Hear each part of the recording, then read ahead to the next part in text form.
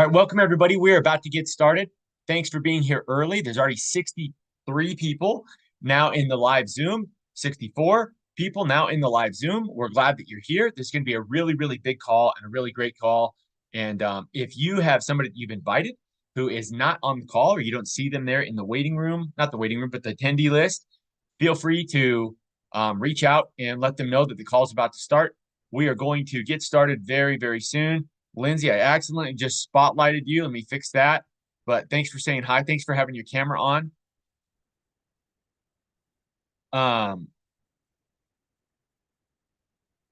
90 seconds, guys. We'll get started in 90 seconds. By the way, if you don't mind, maybe just put a note in the chat where you're tuning in from.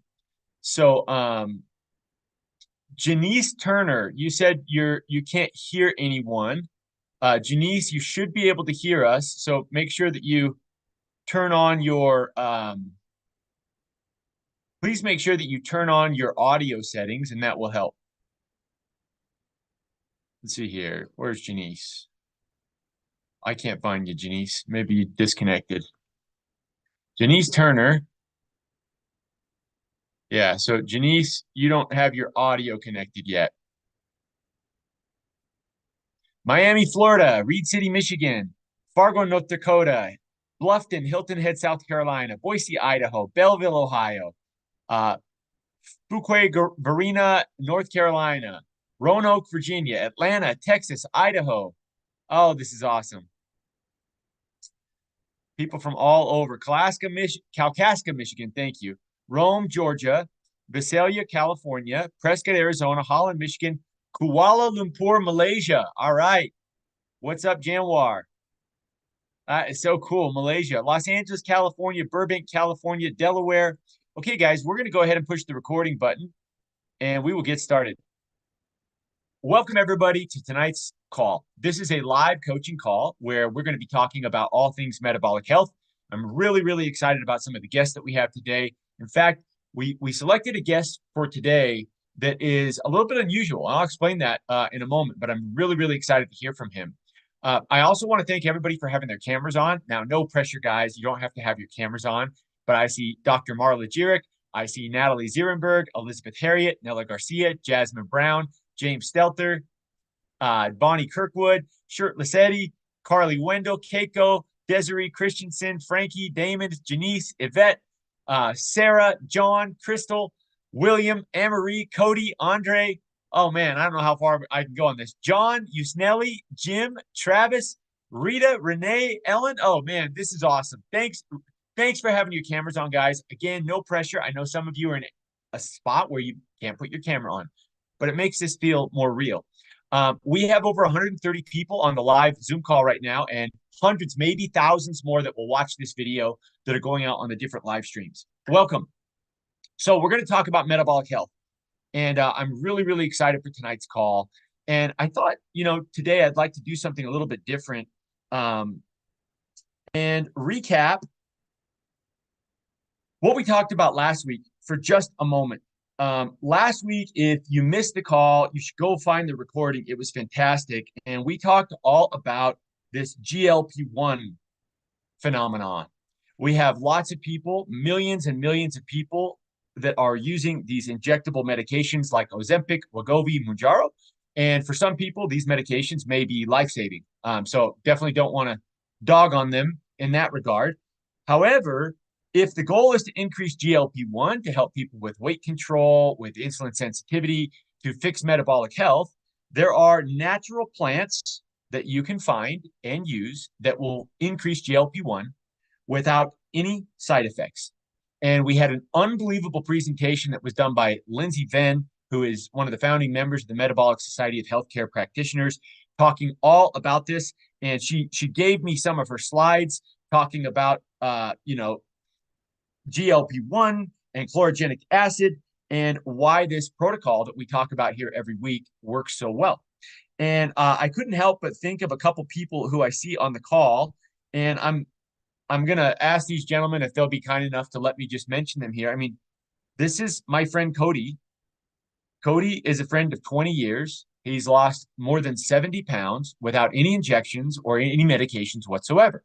What did he do? He followed a very simple protocol that involves a little bit of fasting and a little bit of fiber. And when you combine fasting and fiber, you can, in Cody's case, in 6 months, he lost 70 pounds and reversed his insulin resistance. I saw Shirtless Eddie. Hey, Eddie, I love talking about Shirtless Eddie. He is just something else, right? Eddie, when he started the protocol, had type 2 diabetes. He was on metformin. He was on, drugs to control his diabetes. Now Eddie has lost over 100 pounds. Is that right, Eddie? Maybe you can put it in the chat how much weight you've lost. He's off his metformin. He doesn't have diabetes anymore. He didn't do it with drugs or injections or anything with risky side effects. He did it with the fiber and fasting protocol that we're going to talk about on tonight's call. So very, very excited and happy for you gentlemen. We're going to hear some more stories tonight. I'm going to give you lots and lots of proof. So anybody that's here for the first time, anybody that's feeling maybe a little skeptical, like what is going on here? There's some talk about this, but I'm not quite sure if I'm convinced yet. We hope to make a big, big believer out of you by the end of tonight's call. Let me just begin by introducing myself. My name's Trent. This is a picture of me and my dad. And the whole reason why I got started talking about insulin resistance and talking about metabolic health was because of my dad. My dad, about 6.5, 7 years ago, died of stage 4 colon cancer. Now, when they found the cancer in my dad, it had already spread all over his body. My dad was a great, wonderful man with a horrible diet. He was a stress eater, an emotional eater. And so he struggled with weight most of my adult life. He had psoriasis. He had high cholesterol, high blood pressure. He was insulin resistant, pre-diabetic. He was on a number of different medications. And no matter what he'd do, even if he went on a really, really strict diet for a long time, if he lost weight, he'd put it right back on as soon as he fell off the extreme diet, right? And so when my dad got sick, I made it a mission to learn everything I could to help people fix their metabolic health before they get diagnosed with things like cancer, or if they've been diagnosed with serious metabolic conditions, to try and help intervene in a natural, healthy way that could perhaps help some of their symptoms disappear, right? And this project of, I guess it's kind of a passion project, right, has become much more than that. And many of you on this call tonight are part of it. When we started doing these calls, it was really just me and a few of you, kind of coming together like a little club or a little social group. But now we have hundreds and thousands of people from all over the world that swear by this protocol. It has changed their life. It has helped them fix problems that they were pretty much, they had pretty much given up hope of ever fixing. And we're really, really excited to show you what it can do tonight. So here we go. I'm going to ask my first guest to start his video, and then we'll bring him here onto the call. This is somebody that is a total stranger to me. In fact, we spoke, just slightly before this call today for the very, very first time. His name is Justin Connor, and Justin is somebody that is a little different. Most of the people, not Justin individually, but this is a little bit of a different testimonial. Most of the people that we've had on the call have been women struggling with PCOS, people with type 2 diabetes, pre-diabetes, people struggling with with weight control, with blood pressure, cholesterol. Justin's main problem was his gut. Justin had a serious, serious problem with his gut. And I'll let Justin tell it. So Justin, thanks for being on our call tonight and being our guest. We're going to interview you for a few minutes so that everybody else can hear what's happened to you. So tell us first, Justin, where were you at with your health prior to getting started on the protocol? So I would venture to say probably about 12 years ago, I started noticing a decline in things that I was able to eat.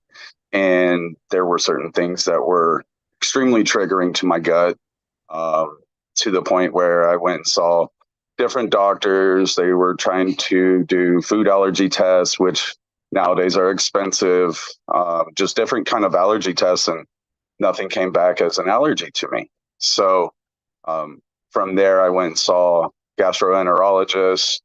I was tested for celiacs, gout, Crohn's disease. Nothing came back after 5 GI doctors, and come to find out, all they can tell me is I had IBS. So you had irritable bowel syndrome, and talk to us a little bit. Many people on this call know everything about irritable bowel syndrome because 1 out of 5 or more American adults now have IBS, right? This is a problem. We'll talk about where that problem comes from on tonight's call and how to fix it. But for people that don't know what IBS is, IBS stands for irritable bowel syndrome. Now, Justin, tell us what a person with irritable bowel syndrome has to think about on a daily basis and how it influences other aspects of your life. Well, for me, I can't really speak for a lot of other people because everybody's different with different symptoms. But with me, it was certain foods, whether it's high in fiber or if it was sweets or high in sodium, different meats, greasy stuff, seasonings, even certain drinks would irritate it. It was just really bad. So I changed my diet probably 7 different times trying to figure out what would work. And it got to the point where I even was scared to eat just about everything. My wife was boiling chicken breast just so I had something in my stomach with no seasoning. Okay, so you're eating boiled chicken breast served bland with no seasoning just so you can put something in your stomach that will actually not give you flare-ups, right? Correct. And I don't want to get you uncomfortable, so if you'd prefer to pass on this, feel free to pass. But can you give people an idea of what type of symptoms you were trying to avoid, or when it was at its worst, what kind of things happened with IBS for you? So for me, it was everything I ate and drank would run right through me like water. It got to the point where the cramps and the pain that I was going through on that was so immobilizing, essentially, that there were times I'd have to call off from work. I lost my job on multiple occasions due to it. I was denied jobs because I had to have a restroom that was close by. It got to the point where I was taking Imodium um, at, after like 2 years, 3 years of it. I started taking Imodium multi-symptom, um, like 4 at a time every day, just to kind of cope with it and alleviate some of those pains. That is crazy. I mean, I cannot imagine how that would affect your personal life, your social life, your work life, everything. So, okay, you find the protocol and you start the protocol, probably skeptical, because I mean, you can barely put anything in your body without causing a flare up, and now you're going to try, something that you've never put in your body before. Tell us where you are right now with your health and how your life has changed. So I'll say this: I started drinking energy drinks probably about 9 years ago, and I got pretty addicted to them. I was drinking the Bang energy drinks. I was doing some research. There's about 300 milligrams of caffeine in those. I was going through 6 of those a day. I would drink sodas religiously. It just became a point where I found little things that wouldn't irritate my stomach that I could move throughout the day on. But the base to it all was the Imodium I was taking. Um, there was just it's hard to explain sometimes on some of the things I was going through. So, where are things now? And we've got about 60 So seconds left, but tell us where things are at now and how so life has changed. so being on the system now for just over 3 months, I've stopped taking all the Imodium altogether. I'm done with energy drinks after about 2 weeks, completely cold turkey on them. Got different flavors of the tea and the balance. I love it all. Um, it's kind of eliminated a lot of things that were prior to my IBS as well, um, going back to my early childhood. So now I've got my wife on it. I've started my 10-year-old on it. His behavior in school has improved big time. They were trying to throw him on ADHD medication. Teachers have loved it. So Well, Justin, hey man, we are so happy for you. And a lot of our stories, and we love these stories, are all about weight loss. They're all about diabetes control, cholesterol control, etc. But the gut, I mean, if gut health is poor, if somebody has dysbiosis, which is a damaged gut, it can lead to poor skin health, poor hormonal health, poor digestive health, our overall health, mental health, right? All of those things are affected by a damaged gut. And you have fixed your damaged gut. And so we're just so happy for you, man. So happy for you. And thanks for coming on our call and being our guest. For sure, there are people watching this right now that have lived the IBS life a little bit who just got a glimmer of hope thanks to you, Justin. So thanks for being I on the call. appreciate it. Thank you. Awesome, man. Hey, thanks so much. So we talk about gut health from time to time on this, and I've made a lot of content about gut health, and we're going to talk a little bit about gut health today if we have time. But I want to make sure I set the table for what you can expect on this call. So for those of you who are here for the very first time, I'm going to be explaining this protocol.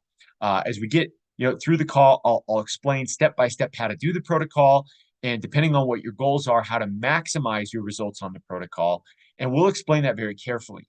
Now, I also want to give you some proof. We've got 230 plus people on the Zoom call, plus so many hundreds, maybe thousands more watching restreams. And I want to show you proof. I want to give you undeniable proof that will give you hope.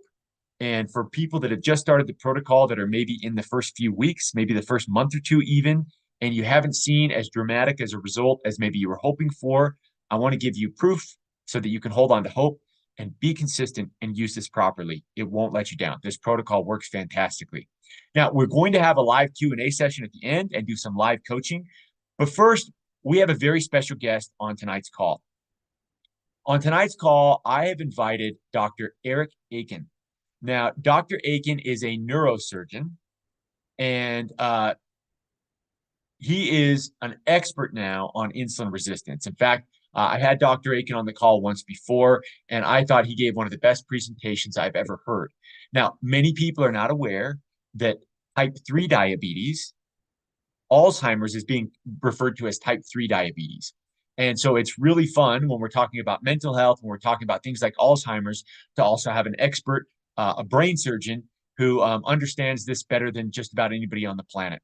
So Dr. Aiken, I'm going to ask you to unmute, and I'll turn the time over to you. And thanks for being our guest this week. All right. Thank you. So first of all, I want to straighten one little bit of business here. Can you hear me better on this side of this mic? This side of this mic. The other side, the first side. All right. Got it. All right. So also, how long do I have to speak? We've got at least 15 minutes. 15 minutes. Okay, here we go. At least, go yep. quick. All right. So, hello, everybody. My name is Dr. Eric Aiken. I'm a practicing neurosurgeon, and I'm going to share my screen with you here in just a second. And let me get to that. Here we go. All right. And so I'm going to briefly tell you some things about the history of this problem that we're in. In the past, humans died mostly from three main things: war, famine, and infectious disease. But in this day and age, we've encountered a new problem, and it is our food. Our food is now killing way more people than war, famine, or infectious disease. We've largely conquered these three things. And so today, as of right now, sugar is killing 16 times more people than bullets do as we speak. And so briefly, my story with this product and how it's helped for me and what it's doing for you. This is me about a year ago, a little over a year ago. I was at about 35% body fat. Now I was exercising 3 to 5 days a week, and I had started exercising 3 to 5 days a week and knocked off a lot of weight, and things were going great. Actually, this was a few years back. This is about 6 years ago. And I started exercising, lost all this weight. And then after a couple of years, the weight started coming back. And I was back up to a 28% body fat after a while. That's an estimated guess of my body fat percentage there. And I was exercising longer and harder. I was actually in better shape here than I had been physiologically speaking, but I couldn't stop the weight gain. And it was because although I was exercising, I had never really made a change in my diet. And I was hopelessly addicted to sugar and refined carbohydrates. And then when I went on this system, when it was introduced to me about 14, 15 months ago, this happened in about 3 months. I shaved off about 40 pounds.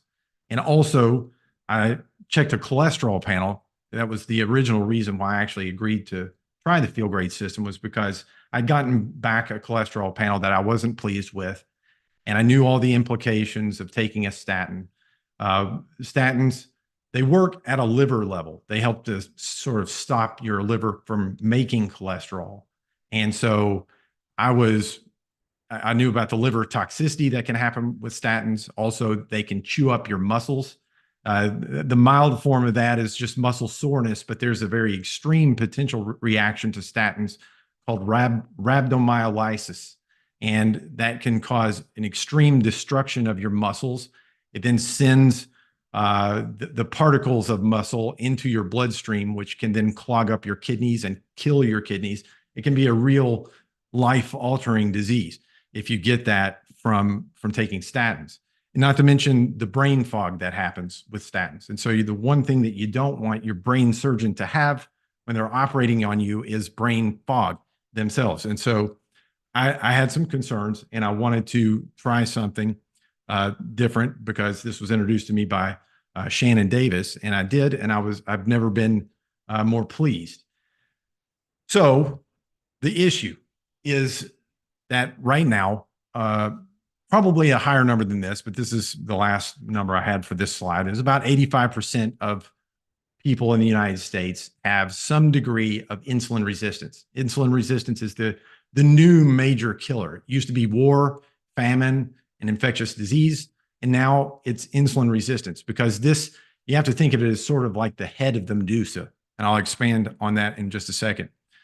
In med school, we learn about something called metabolic syndrome, and metabolic syndrome consists of 5 main things: diabetes, cholesterol problems, high blood pressure, overweight, and heart disease. The problem is in medical school, doctors learn of these things individually as though they have their own lane and as though they should all be treated individually, separate from each other, like they are separate diseases. But they are actually one disease. They all come from the same origin, which is the insulin resistance. And so, that has never been more clear to me since I started using this product, and then observing my own patients and seeing what's happening with them, and then putting people on the product, and people who have had medical problems, serious medical problems for decades. A fine example was Tracy Barker. She was a woman that I worked with in my old office. Tracy has never been in good health. She's in her mid-50s, and she takes blood pressure medicine, cholesterol medicine, and diabetes medicine. So she has, and she's overweight. So she has 4 of the 5 factors of metabolic syndrome. You don't have to have them all to have the syndrome.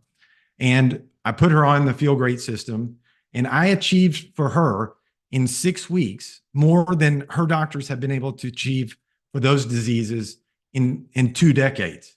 She's now off of her diabetes medicine. She's off of her blood pressure medicine, and she is off of her cholesterol medicine. She went back to her doctor after starting this and told them that she was no longer taking these medicines.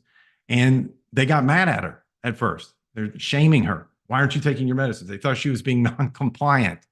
And then when she got on the scale and they saw that she was 15 pounds lighter than she had ever been in their office.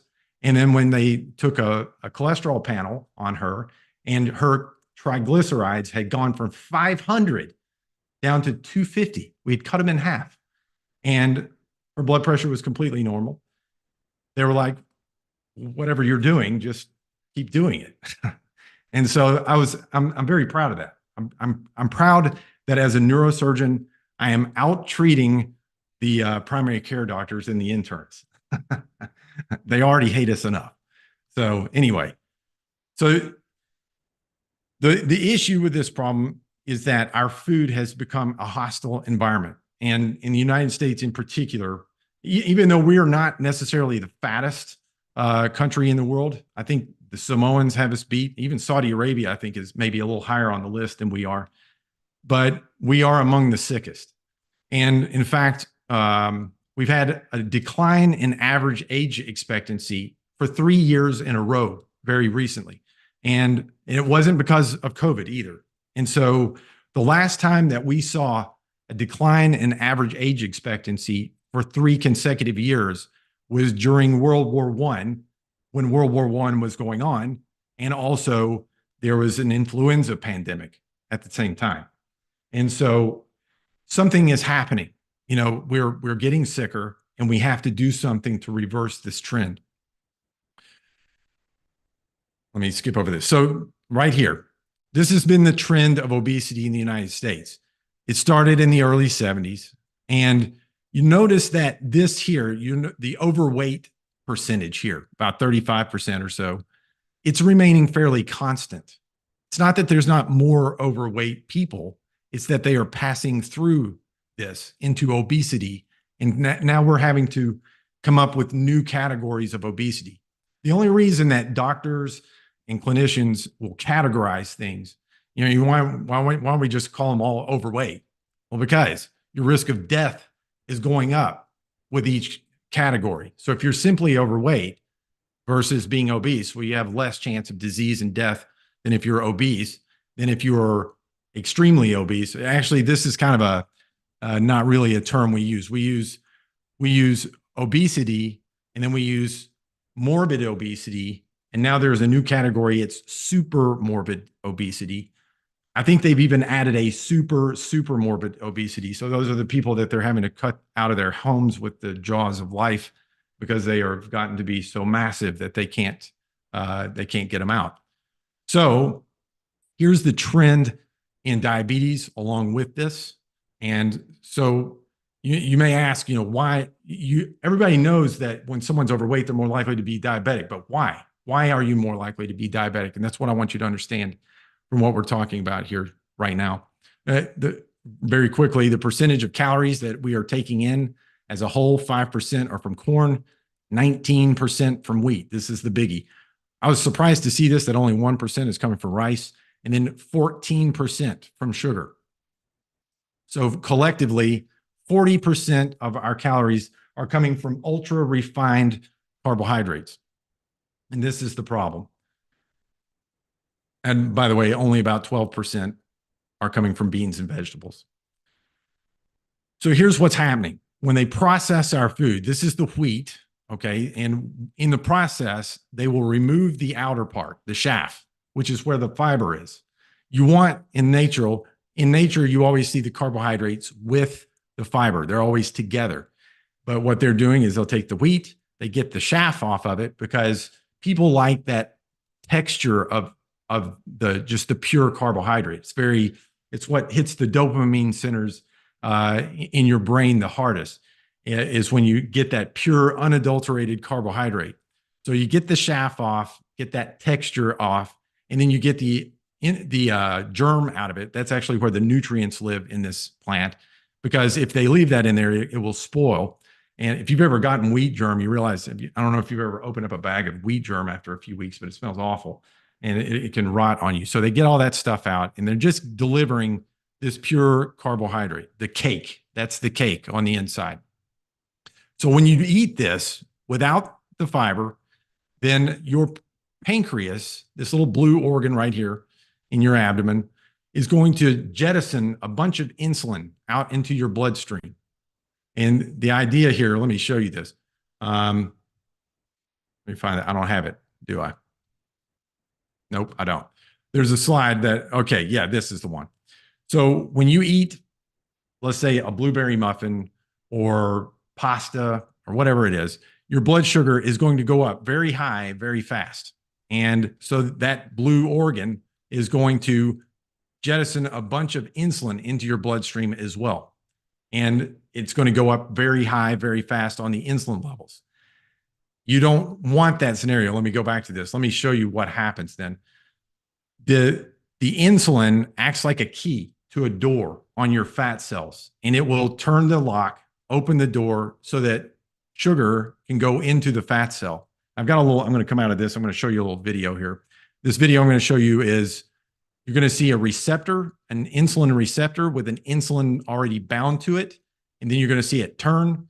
It causes a sequence of things to happen inside the cell that ends up opening a door on the cell surface so that the glucose can go inside.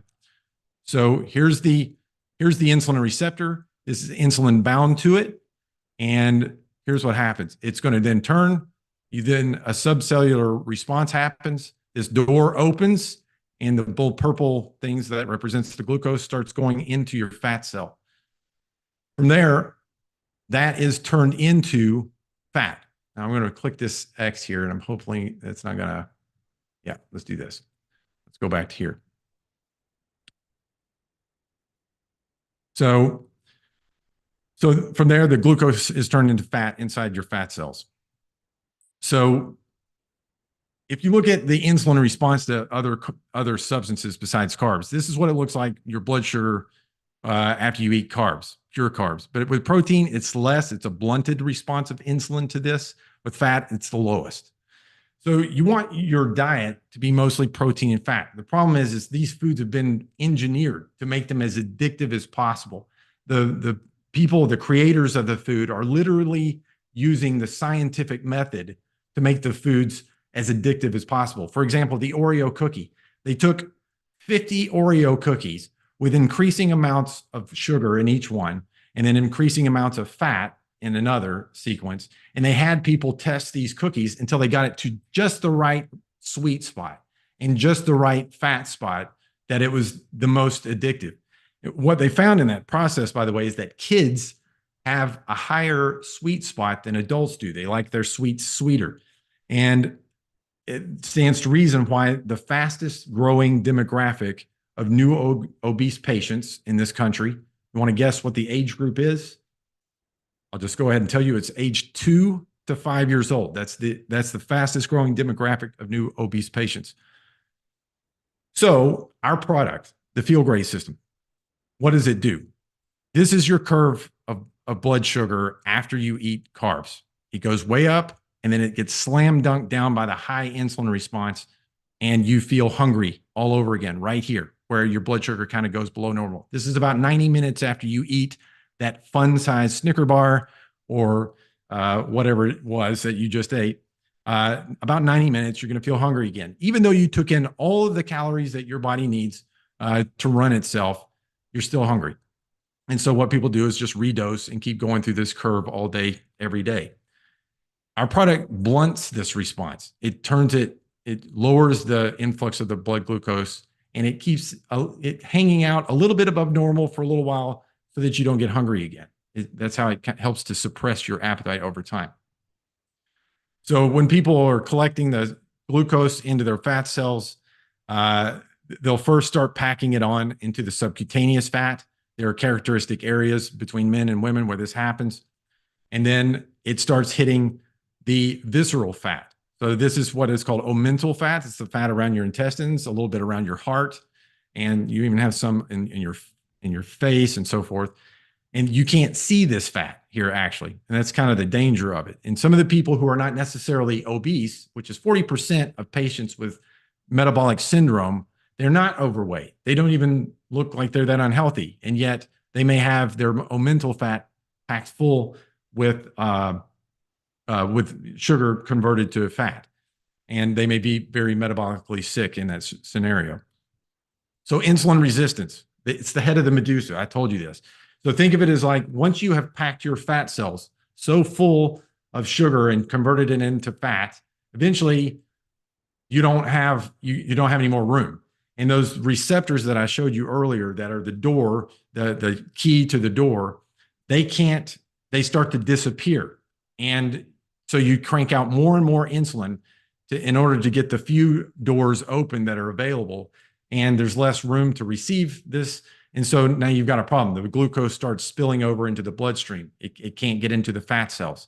So now you're in fulminant diabetes. Diabetes is like the end stage of insulin resistance. And but before that, long before that, your insulin levels remain chronically high. And chronically high insulin is just as toxic to you as having high blood sugar levels. In fact, you can kill yourself with insulin. Come on now, come on, go. All right, so people actually commit suicide with insulin. It's a toxic thing in high doses. And so, but here's what happens when your cells are chronically exposed to high levels of insulin. So there's type 2 diabetes. That's the end stage of insulin resistance. And the reason why I have these in red is because these are top 10 killers. Non-alcoholic fatty liver disease. Now the number one kind of fatty liver disease, you pack that sugar into your liver, and then you start getting inflammation and scarring of the liver, and eventually you can have outright sclerosis needing a transplant. High blood pressure contributes to the top 10 killers.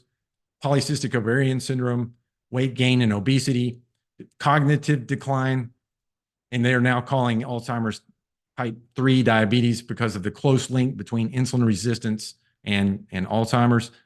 Inflammation and joint pain. Half of the patients that I put on the operating table for elective spine surgery of the neck or back are diabetic, and 80% of the rest are insulin resistant.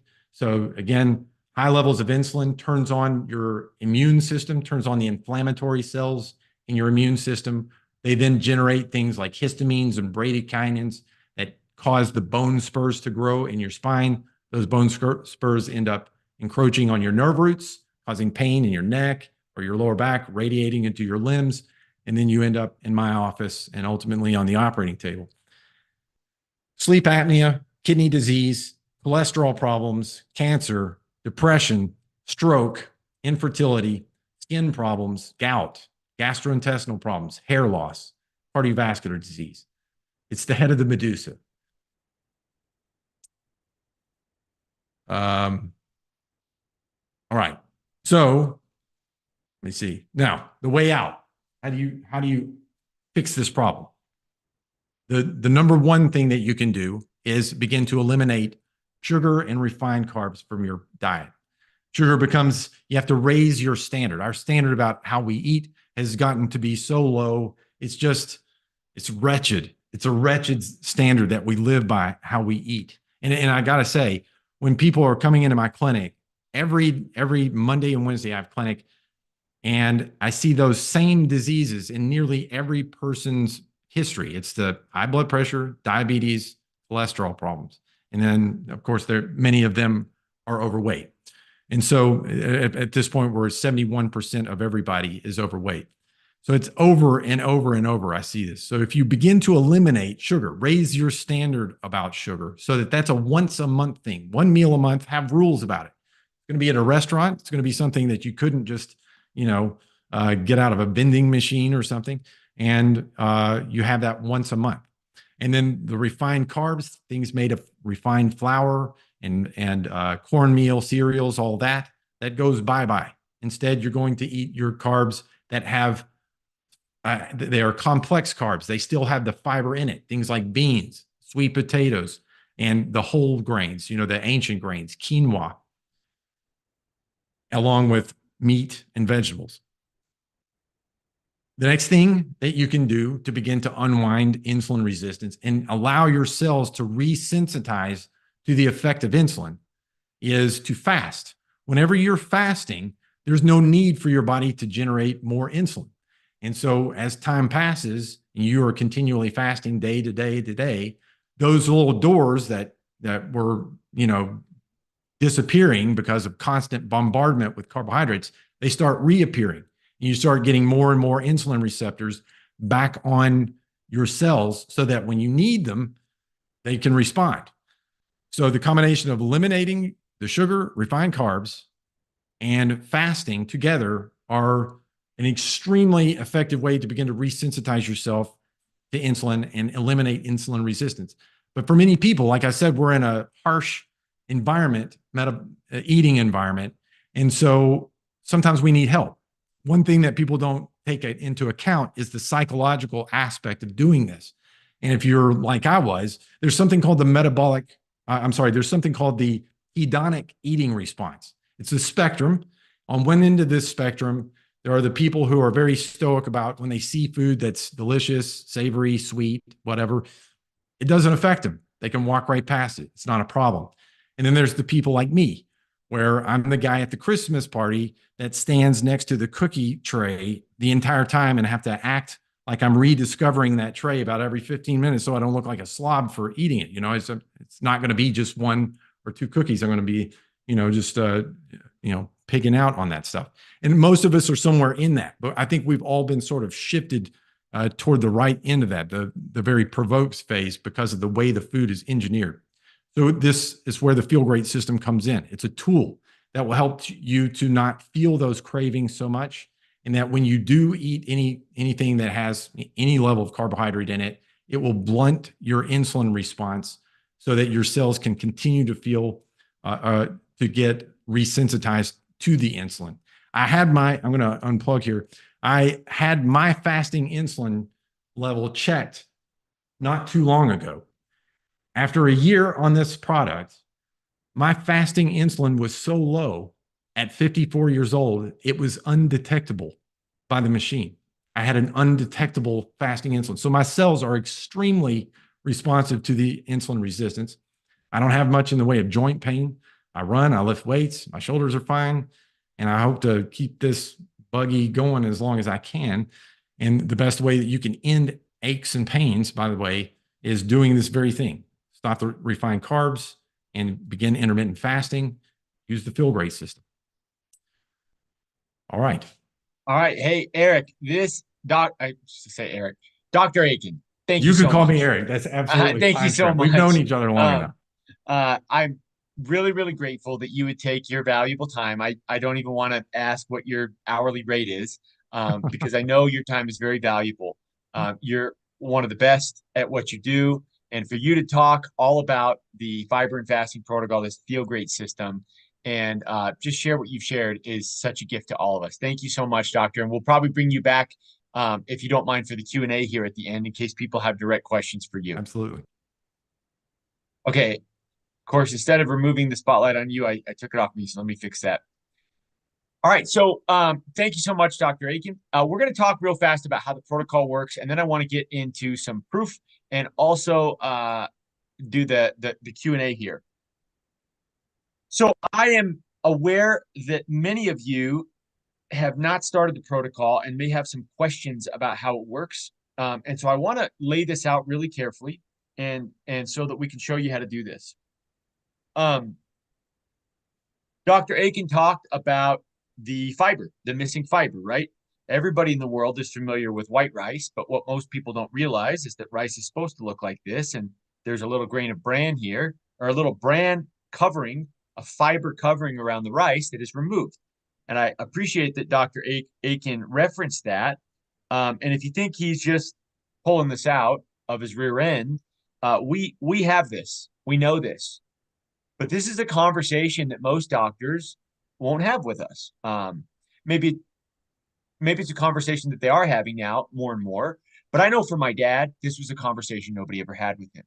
And if you just look at what more fiber can do, it is unbelievable at controlling blood sugar and insulin. It's unbelievable at lowering triglyceride and cholesterol levels. It helps with digestive health. Justin, thank you for your story, talking about your gut health and at fixing your IBS. But one of the main reasons why fiber is being taken out of everything is because it's what brings satiety to food. And so food makers have realized that by taking fiber out of food, we will eat and eat and eat and never get full. And that's very, very good for, people in the food business, right? But the detrimental effects, if you start to remove fiber from the food supply, as Dr. Aiken talked about, over the last 50 years, we have become a nation of this, right?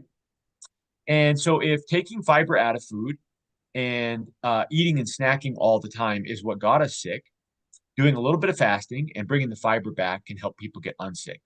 Now, unfortunately, it's not just any fiber. You can't just dump Metamucil on this problem and have this problem go away. Fiber, there's lots of different types, millions of different types of fiber that do different things.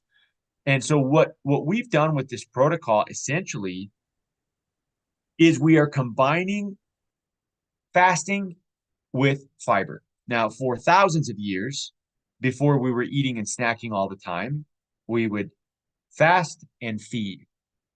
Now, when we are fasting, as Dr. Aiken pointed out, we are not starving, okay? When we are fasting, we are not starving. I'll say that again. We are just switching fuel sources. Instead of burning food for fuel, we are burning what? Fat for fuel, right? Our body's still getting calories. It's getting those calories from fat. And in order to do this, we have to avoid snacking. Now, this for most people is very difficult because we have been cultured to snack. Now, our grandparents weren't this way. In fact, when our grandparents came home from school and they asked their parents for a snack, the answer was absolutely not. You will spoil your dinner. Now go back outside and keep playing, right? And if we asked for a snack after dinner, it was absolutely not. You should have eaten your dinner. That'll teach you, right? But nowadays, at least the way I was raised, the pantry and the refrigerator is open 24/7. We have never had that in human history. Throughout all of human history, we have been in an environment of food scarcity. And now we've got 100,000 calories sitting at our fingertips 24/7. So we are cultured snackers, and that makes fasting difficult. But we're going to show you with this protocol how to make it super duper. Now, it's also important to talk about when it's time to eat, because all of us enjoy food, and I want to be able to enjoy good food. Tonight we're having pizza at my house, right? And I don't have pizza every night, but from time to time, I want to be able to eat pizza, especially today. It's my birthday, right? I wanted to have some pizza for my birthday. And so, from time to time, we can eat pizza and not pay a high price for it. So how do we enjoy good food, but still avoid glucose and insulin spikes and avoid overeating? Because if we don't avoid these two things, then as Dr. Aiken put it, we're going to end up with some form of metabolic syndrome with type 2 diabetes, pre-diabetes, high blood pressure, all these problems, right? And so if this sounds hard, avoiding these blood sugar and insulin spikes, or if avoiding overeating sounds difficult for you, we're going to show you how to make that a lot easier too, okay? So we've got a lot of clinical studies we could go into. We've done that on several other calls. We won't do that tonight because we had a, practicing neurosurgeon just give us a first-class explanation of insulin resistance. But what we are doing with this protocol is pretty simple. So here's how it works. If we've got breakfast, lunch, and dinner, what most of us are doing is we are extending our overnight fast and we are skipping a meal. And for most people, skipping breakfast is the easiest way to do that, okay? Now, when we sleep, we're obviously not eating. And in the morning, instead of eating breakfast, we are eating fat, body fat. I mean, we are eating our love handles for breakfast, right? Now, the nice thing about this is when we skip a meal, we save money. So, at least $5. Now, I don't know what you guys spend on meals, but I cannot get an average meal, even a drive-through meal, for $5 these days. But let's just go with that number. What we are doing on this protocol is we are taking this $5 and we are using it to buy some things that make this easy. Why do we want to make it easy? Well, because most of us that are on this call, most of us that over the last, however long have been using this protocol, we were doing it because we're people that struggle with dietary discipline. My whole life, I've struggled with things like snacking and overeating and sweet tooth cravings and salt tooth cravings. And I've been on lots of diets, but what inevitably happens is I, have some progress, I see some success, and then I fall off the wagon, right? And so if there's a way that I can make it easier on myself, I'm all for that. So the Unimate is used to help me forget about food. Whenever I am fasting, I will sip Unimate. I usually have one of these right around when I would normally have breakfast. I sip this instead. This helps me keep my insulin levels low. I don't feel hungry at all, and I'm able to just burn body fat for fuel. Now, I'll have a second Unimate, sometimes before lunch, sometimes after lunch. Whenever I'm feeling kind of snacky, I'll sip this instead. So the Unimate is used for that. Now, last week, we talked a lot about how this naturally boosts GLP-1. It naturally makes us feel less hungry and does a lot of other good things too. You guys can see that recording if you're interested. Then before our heaviest meal each day, we are mixing up a blend of different types of plant fiber. Now, there's no drugs, no chemicals in the Unimate, neither in the balance, the fiber. Now, when you take viscous, highly viscous, soluble fiber, and you mix it with water, something very interesting happens. And if you look at it when it is first mixed, it's very thin. It's almost like orange juice, right? We're going to let this sit for just a moment, maybe a minute or two, and then I'm going to give a bit of a demonstration on what happens. Now, Both of these products, if for those that are skeptical or wondering, both are in the physician's desk reference. There's more than a dozen clinical studies proving that this protocol, the fasting and fiber assisted with the Unimate and the balance, often works better than medication for many people, for people that struggle with weight control, diabetes control, blood pressure, cholesterol, and any related conditions. Matter of fact, I'll give you some proof. You know what? I'm really used to showing these clinical studies, and some of you have seen these, and so I won't bore you with more studies. Let's do something else, which we've done from time to time on these calls that's kind of fun. For anybody that is watching this right now, there's 240 people just in the live Zoom right now. I know many of you have been on the protocol, some for a week, some for a month, some maybe for a year, right?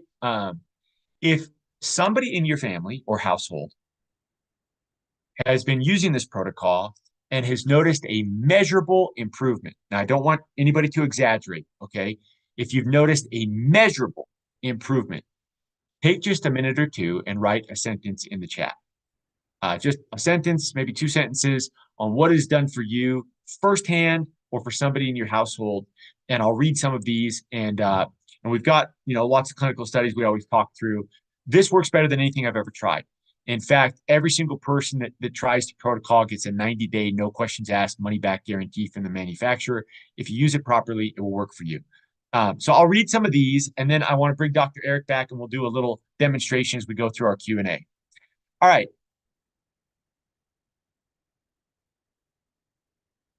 So first comment.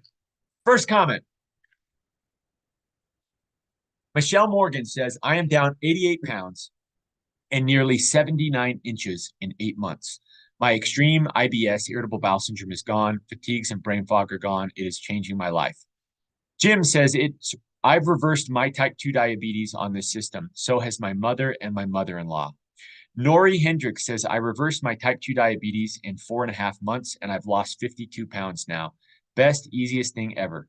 Antonio Botello, my kidneys were at 50%, at 85% in just 2.5 months on the product, and my triglycerides went from 280 down to 47. Shirtless Eddie, who's just awesome, guys. Eddie went on a talk show of his own volition, went on a talk show and talked all about this with the host. It was so cool. I've watched the talk show that he went on. I got this protocol a year and 3 months ago. I'm down 115 pounds. I beat my type 2 diabetes. Frankie says, this saved me from having to take injections. My first week, it took my daily blood sugar readings from over 400s down to the 100s. Jay says down 20 pounds in 2 months. Rob says my triglycerides went down from 630 to 105. Dr. Eric lost 40 pounds, lowered his triglycerides. Damon Cerruti lost 60 pounds, maintained his weight for 8 months. Brain fog reversed, energy increased, chronic heartburn gone, no more depression. Paula Tucker says weight loss, increased mental clarity, decreased my appetite. Dr. Mijin Brown says, reversed my prediabetes, came off metformin, lost 20 pounds, improved my brain fog, energy, anxiety, and depression. My husband has lost 25 kgs off his blood pressure meds, and both parents are off statins. Jimmy Elizondo, 10 months, reversed fatty liver and type 2 diabetes. Blood pressure's down, sleep apnea, depression, and ED are gone, down 81 pounds off 7 medications. Tanya Lee, I only have time to read one more. There's 40 more messages. Tanya Lee, reverse type 2 diabetes, off diabetes and blood pressure medications, down 32 pounds, no more oxygen during the day after being 24/7 for 17 years. Okay, this is so awesome. And thank you, guys. I mean, look at what we're doing. When we started talking about this protocol, we did it because we wanted to change the world. Now, I want to be clear that we're not doing anything magical here. There's no magic in this protocol. There's just a lot of science. And when we lean into science, Dr. Aiken talked about this. We know that there's this, 6-headed snake, right? With all these different things, high blood pressure, high cholesterol, abdominal obesity, high blood sugar. And at the heart of all those things is just one thing. It's the irritable bowel syndrome, right? PCOS for women, erectile dysfunction for men. All these, I could go Alzheimer's, right? Type 3 diabetes. At the heart of all these problems is insulin resistance. And so what we used to do is take a whack-a-mole approach, where, as you know, Dr. Eric said, we go after one thing. Okay, I've got to solve this problem. And so we go after the cholesterol.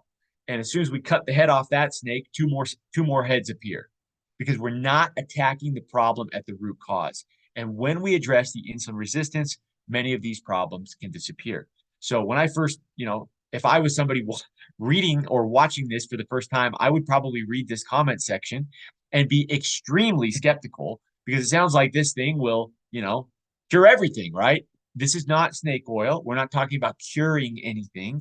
Okay. We're just talking about focusing on insulin resistance. And when we solve that problem, often we can solve a lot of other problems with it. Okay. Now, I want to open up the Q&A. So I'm going to bring Dr. Eric back. Real fast, let me just do this demonstration. So when you get the right types of soluble fiber, they become very viscous and they create a gel, okay? So this happens in your stomach after eating. Even when you eat a really fiber-rich garden salad, they will start to gel. When you get a blend of different types of fiber, it creates this gel. Well, and in this case, a processed food like a Cheez-It, which is fat and carbohydrate refined, right?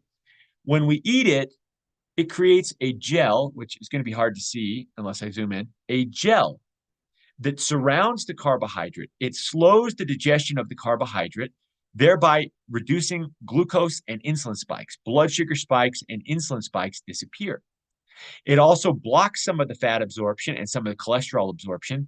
And I cannot find anything on the planet that works as well or that will do what this will do. Now, we're a little behind schedule. So for the last 5 minutes, we didn't get to some of what we wanted to do, but that's my fault for over talking. I've got Dr. Eric here. We're going to open up a live Q&A. You can raise your hand if you want to come on the Zoom call. We'll bring you right onto the call.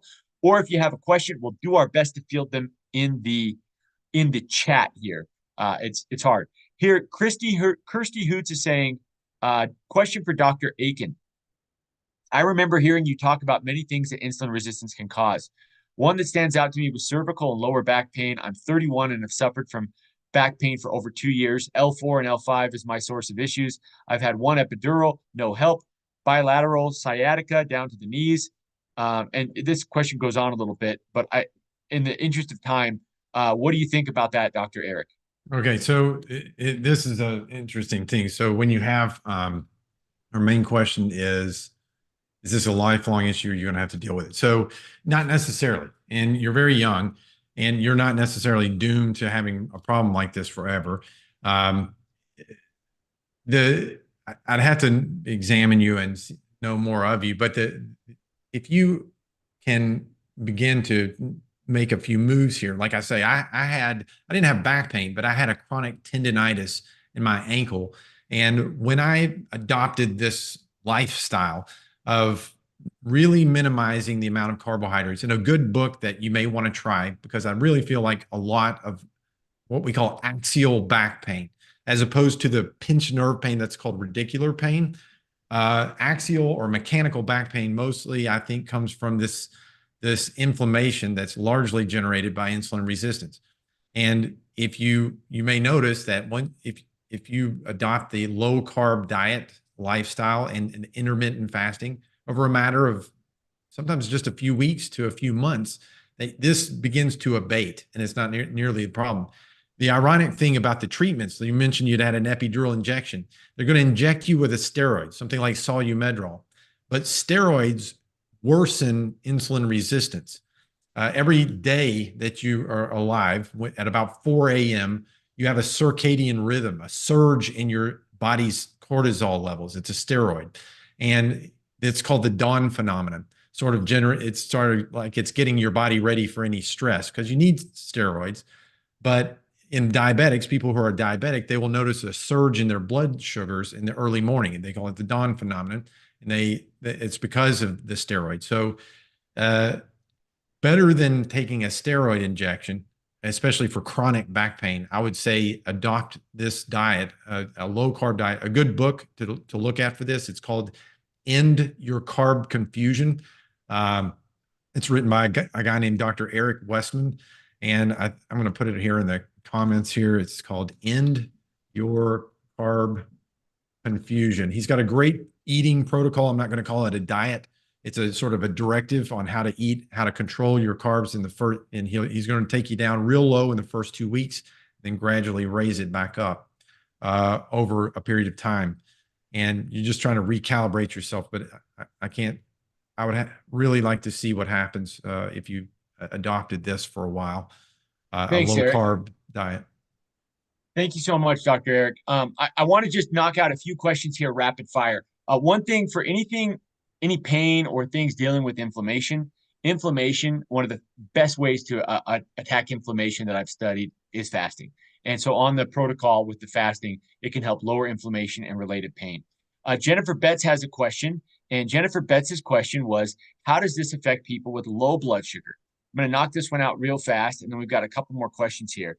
So, Dr. Eric alluded to this, and one of the things that happens when we eat the modern diet, when we have a lot of refined foods, processed foods, is when we eat like a refined carbohydrate, our blood sugar spikes, okay? And after the blood sugar spikes, because this refined carbohydrate, these carbs are quickly digested, blood sugar crashes, okay?